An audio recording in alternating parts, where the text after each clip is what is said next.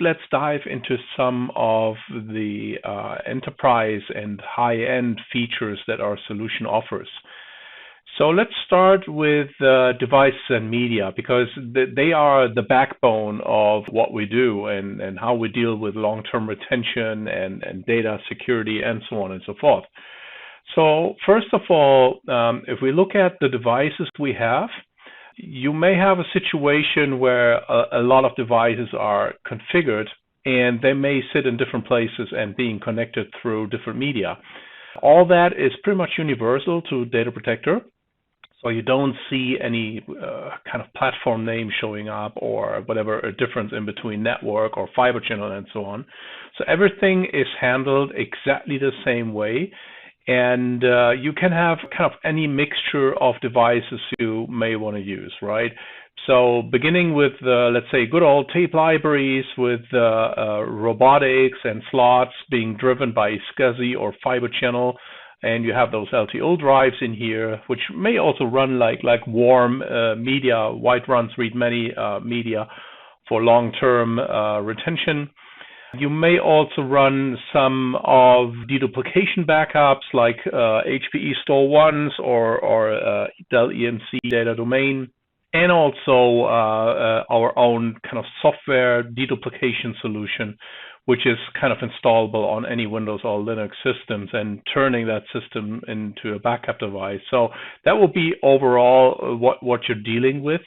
You also see like cloud devices showing here where we may have some whatever S3 or Azure Blob compatible devices. So Data Protector can use that in the same form as turning a cloud kind of object storage space into a tape library. Obviously, there is much more to it, so this is kind of one of the examples. Now, when you configure for backup, then there is an architecture called media agent system, where the media agent is installed on individual servers, turning that particular machine into something that has access to a backup device. And when you look at certain configurations like drives or robotics and so on, you usually find a number of systems being able to see the same device. So this way, and then that's kind of the first step of getting into higher availability and also kind of failover, is that you have multiple access to the same device through different passes, even through different technology. And if you swap a Windows server, more or less like having access to a certain device against a Linux server, then it doesn't harm the backup process at all. If you give it the same name, then you can leave everything of your configuration the way it was. So there are a couple of backup devices that we can create here. It could be like on local disk, it could be remote systems and so on. So that's basically where the devices are. Under media, obviously you have certain locations that you can set, because sometimes you want to export media to a different location and you want to give it a certain descriptor and kind of information for somebody else to find that media. And then you have all the media pools that fit the exact media type or location or any other device type that can think of. So that's kind of where we stream our data to, and that's also where the cloud backup option of Data Protector will stream data to. So that's the same devices, so there is no special need for doing that. Now, if we move over to backup configuration, there are a couple of different types of backup, obviously fitting certain integrations, but at the end of the day, we make sure that everything looks like the same.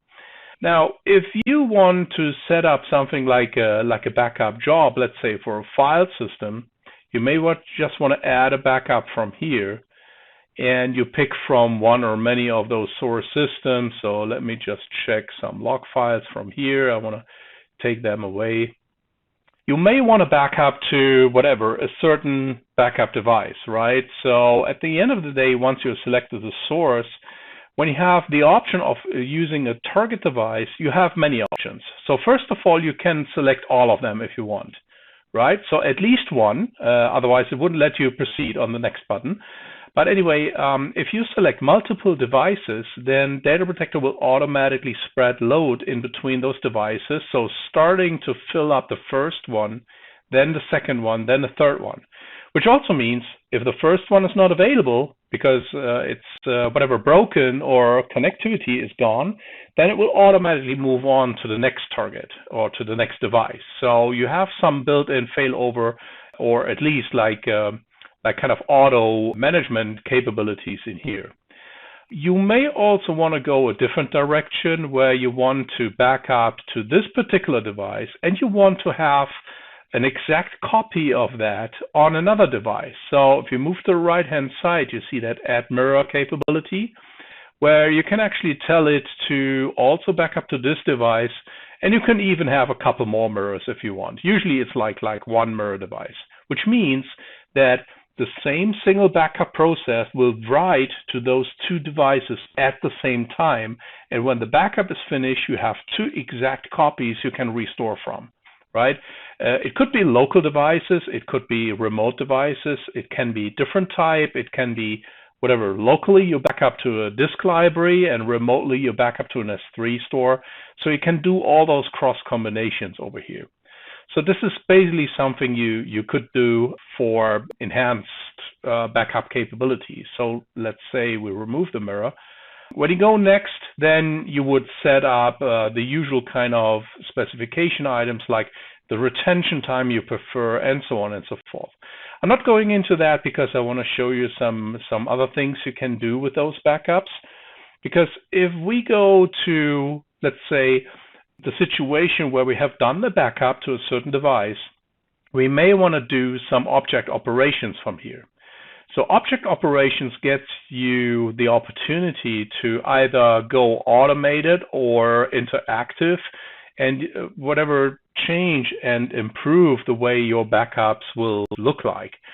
So one very famous kind of configuration is to go post backup, which means like the initial backup at the end of that particular process will automatically kick off a replication that goes to another backup device.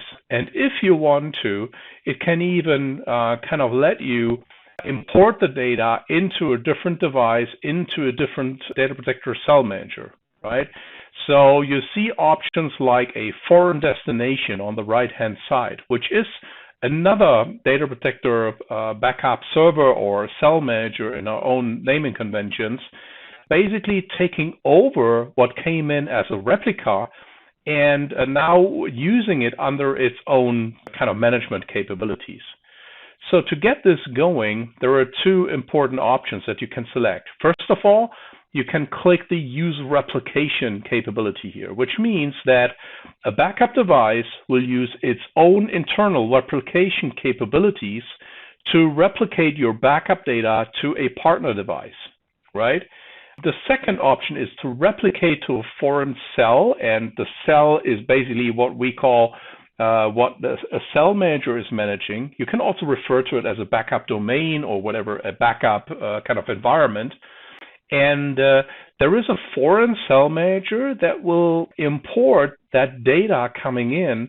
So you're ending up in a situation where the target cell manager is a complete copy of the original one. So should the first cell manager have an issue, the second one, the target cell manager, can take over.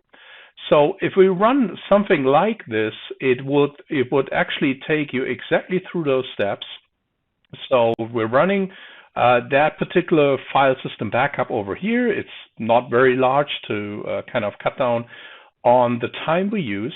But the first step here will be a normal backup operation. And I'm moving to the monitor right now on purpose because we will see different items kind of starting from here. So first of all, we see the original backup taking place. That will take a couple of seconds to finish, and I will be fast forwarding to the end.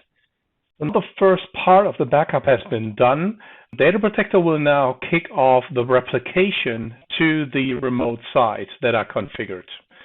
So you see another backup job popping up here where you see a media copy going on from the source system to the target system now. And depending on the configuration and the distance in between those two partners, you will see more or less performance and runtime. So again, I will be fast forwarding to the end of this procedure. And here we go.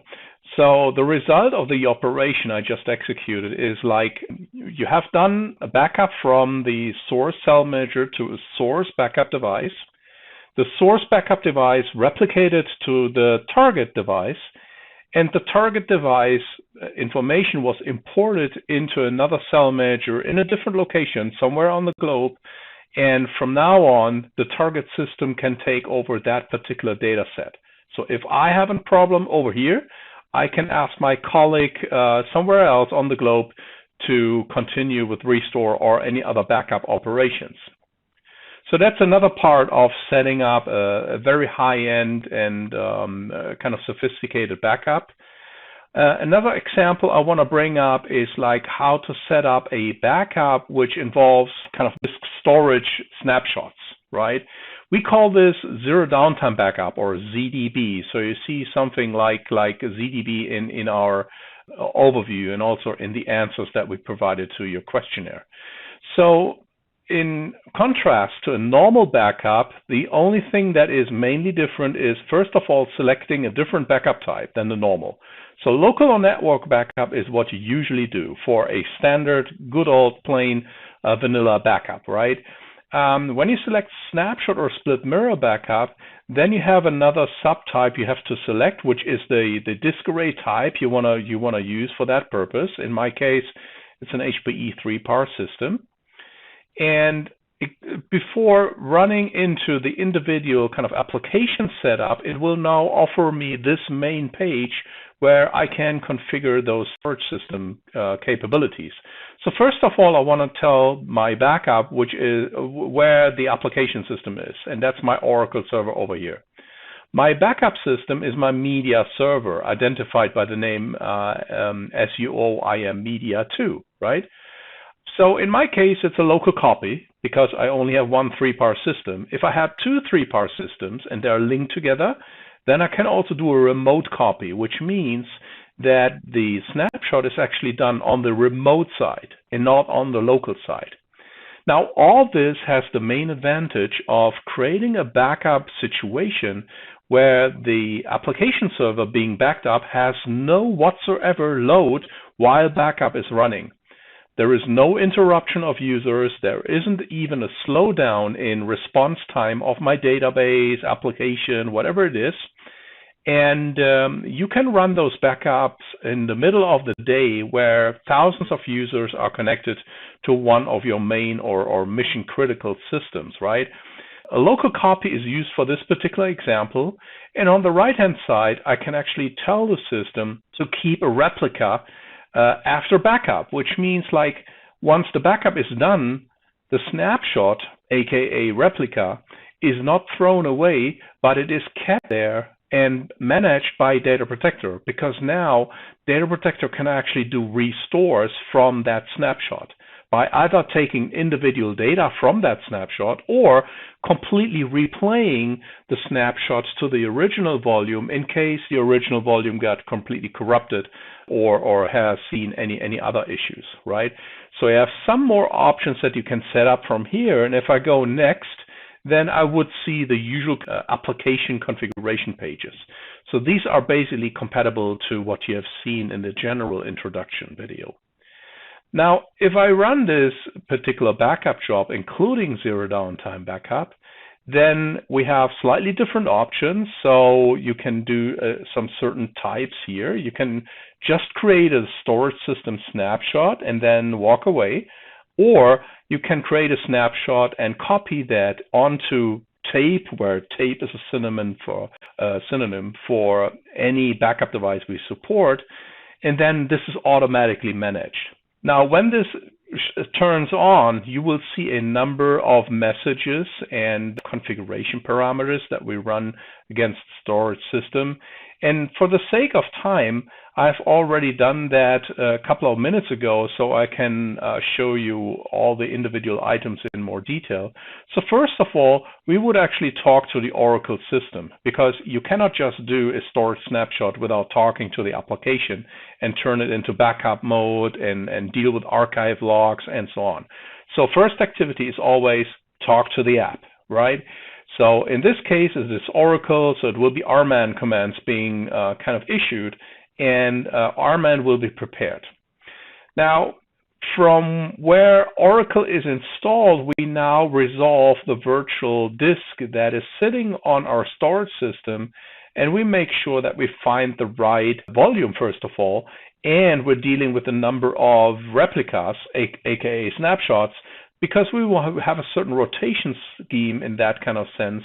We don't want to exceed the given rotation scheme or number in that kind of sense. Now, Data Protector will now directly talk to the storage system, right?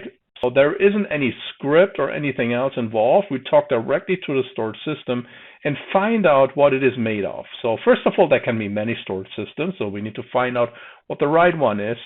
And then we create a snapshot, right, on that storage system. So you see the existing snapshot information showing up here. And if there are too many snapshots sitting there, we may even go and delete the oldest one. So this is what happens here. And next time it goes into checking on what the new situation will be. So it will create a new replica or snapshot on that storage system, and it will mount this snapshot to my media server, which means backup I/O is not floating through the Oracle server.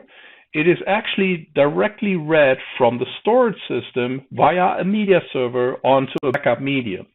And if you look at storage configuration, you will find that there is that snapshot that just been created on today, April 14th. And this storage snapshot is now mounted to my media server on the right-hand side. So this is what you see on the storage management side. Later on, when the backup is finished, the presentation to this server will be removed, and the snapshot will be parked basically in the unexported area of my storage system. So this will just go on like reading all the data, streaming it back into my backup device, and at the very end of that process, Oracle will be told to end the process and to add the configuration of the backup into its own kind of backup database. And at the end of the day, we're getting a summary with all the statistics used here. So this is basically what another level of security is. It's not only that we have combined snapshots with external backups, we also made sure that the system being backed up doesn't actually feel like being backed up. And that's the main kind of concern many of our customers have, that when they turn backup on, then most of the performance is basically going off. And that's not the case with ZDB-IR or zero downtime backup. So talking about IR, which is instant recovery, is exactly the opposite. So when you go for restoring a certain object, you will have the choice of selecting from any of those systems. Now, another important item is immutability and some of the other specialties that certain devices have. So when I create a new backup device, and let's say we want to use our software store, then we may want to introduce some enhanced features here. So what we select is deduplication store as a backup type here. We select the deduplication server, that's the one over here. I may want to select the cell manager as one of the systems. And when we create the backup store, you have a number of options available at your fingertips. So first of all, you can connect to existing stores, which makes sense because, like I said, we share resources along the way, so many servers can use the same target. But if we go for creating a new store, you give it a new name, And you can actually set it up for using different directories. So the dedup directory is where the payload data goes into, right? So this could be a very, let's say, cost-effective SATA or SAS drives where you put your data onto, right? So I'm selecting something from here. And to speed up the performance, you may want to put the metadata, which is kind of the working copy of that data, onto a very fast SSD drive. So that's something you can put in here and whatever, put that cache in a different location. So having faster drives for your metadata will speed up the overall process. Now, this is also where you set immutability, right? So if you want to protect your backup media from being deleted prematurely, you can have an immutability kind of counter being introduced, in my case for 20 days, making sure that Data Protector can still remove it from its own internal database, but it's not gone from the backup device. You can anytime re-import or do other things with it, but from a backup device point of view, you cannot remove anything before the immutability timeout ran out. You can also encrypt the store, which is an option that many of our customers actually use. Or what you can do, instead of using a local disk drive, like in this example, you can also make it kind of a cloud device. So when you click cloud support, then you can tell it to either go for S3 or any S3 compatible target, Azure or Google Cloud, for instance. Many customers prefer the compatible targets because then they can do almost everything. And you select from certain regions. These are predefined when you select S3. You give it access keys and secret keys, and then you either create or select from an existing bucket and have the configuration being done. So this is basically what you do over here. Now, another very nice feature here, and it also adds to either kind of cost saving or also added security and long-term handling of your data, is that we can have an auto migration from S3, which is the primary storage type, to Glacier, when we take S3 as an example over here. So after a number of days, Data Protector will automatically move or migrate the data from S3 to Glacier, right? If it is Azure, then obviously it will go into the Azure leveling here. And if I take some transition here, I can make sure that after 23 days in my example, it will either go to hot, to cool, or to archive. So that's basically what I can predefine. And this is kind of a set and forget parameter. This is only done once, and whatever backup is coming into this device will be automatically migrated. So these are some examples of the enterprise features that we have.